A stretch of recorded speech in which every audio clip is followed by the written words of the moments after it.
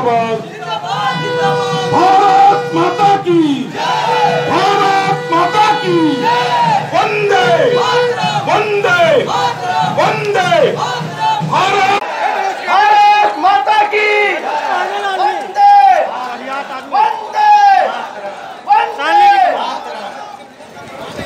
नरेंद्र मोदी जिंदाबाद, जिंदाबाद जिंदाबाद, जिंदाबाद। मैं इस आदिवासी नेता को आदिवासी नेता मानने से इनकार कर रहे हैं, जिन्होंने आदिवासियों को मुख्यमंत्री रहने के बाद भी छला ठगा और इस राज्य में डोमिसाइल तिमिसाइल मिसाइल करके इस झारखंड में भाई भाई में लड़ाने का काम किया। क्या वैसा व्यक्ति को अधिकार है इस कोडरमा से नामांकन करने का?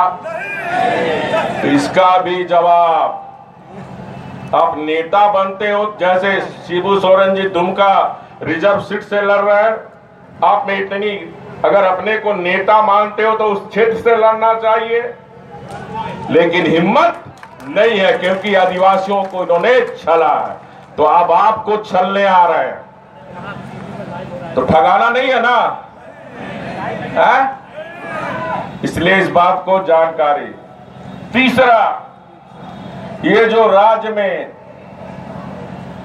गठबंधन ये होता क्या है? ये गठबंधन माने गठबंधन का अर्थ क्या होता है? गांठ बांधना, यही होता है ना गठबंधन। शादी भी होता है तो दूल्हा दूल्ही का गठबंधन होता है कि जीवन भर साथ निभाएंगे, लेकिन इस महागठबंधन में आप देख रहे हैं दिन में गठबंधन हो रहा और शाम में पर्दे के पीछे गठबंधन खुल भी रहा। ये कोई गठबंधन है? ये गठबंधन सिर्फ किस लिए है?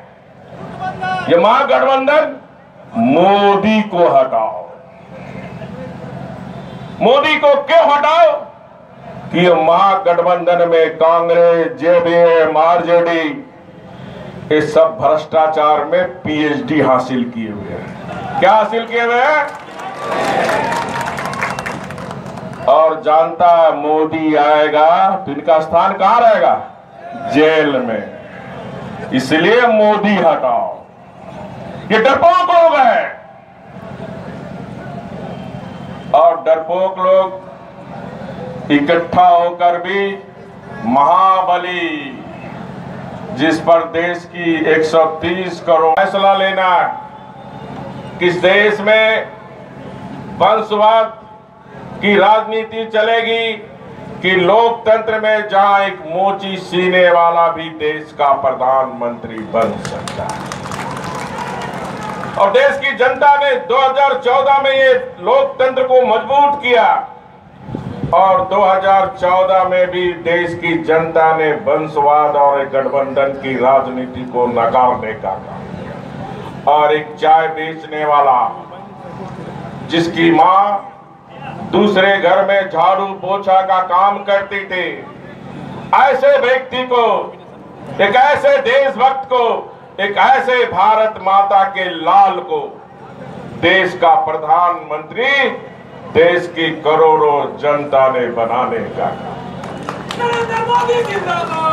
और आज आप देखें इन साढ़े 4 वर्षों में, चाहे देश की आंतरिक सुरक्षा हो, चाहे बाह्य सुरक्षा हो, या फिर देश का गरीब जो 70 साल से विकास की बाट जो रहे थे कि उसकी भी जिंदगी में बदलाव आएगी, चाहे वो गरीब आदिवासी समाज हो, चाहे वो दलित समाज हो, चाहे शोषित हो, वंचित हो, अकेलियत हो, हर गरीब की चिंता माननीय प्रधानमंत्री जी ने देश के विकास, सर्वांगीण विकास, सबका विकास, सबका साथ के तर्ज में इन साढ़े 4 वर्षों में जो प्रधानमंत्री जी ने काम किए उसे बताने की जरूरत नहीं।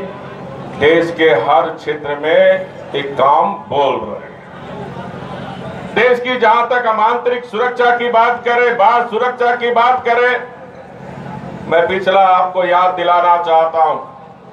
2004 और 2014 10 वर्ष ये जो आज गठबंधन बना रहे हैं, महागठबंधन, इसकी सरकार थी कांग्रेस के नेतृत्व में, डॉक्टर मनमोहन सिंह के नेतृत्व में।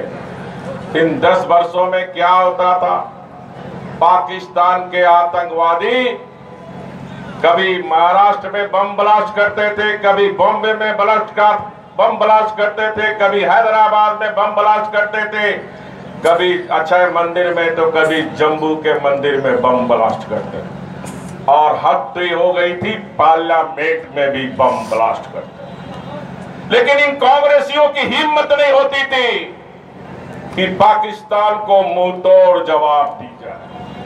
पहला बार 2014 के बाद आप देखें, ये चिंतन मनन करें, माननीय प्रधानमंत्री जी के नेतृत्व में देश में सरकार बनने के बाद देश के किसी राज्य में पाकिस्तान आतंकवादियों की हिम्मत नहीं हुई कि वो जाके महाराष्ट्र, दिल्ली और हैदराबाद में बम ब्लास्ट करने। और 2 घटना हुई भी तो आपने देखा।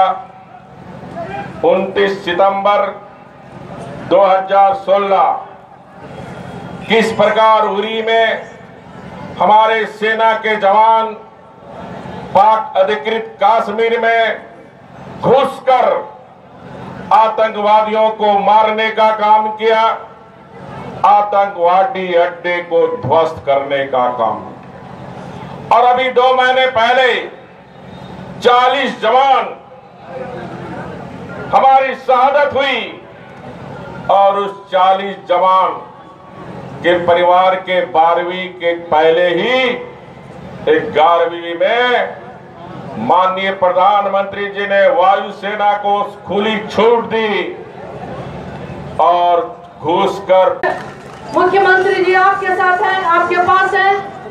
निश्चित रूप से मैं बीच में बाधक नहीं बनूंगी, मैं पुनः आपसे रूबरू होंगी और यही अपील और आग्रह के साथ कि आप लोग अपनी बहन, बेटी, बहू को अपना समर्थन, अपना आशीर्वाद, अपना सहयोग देंगे।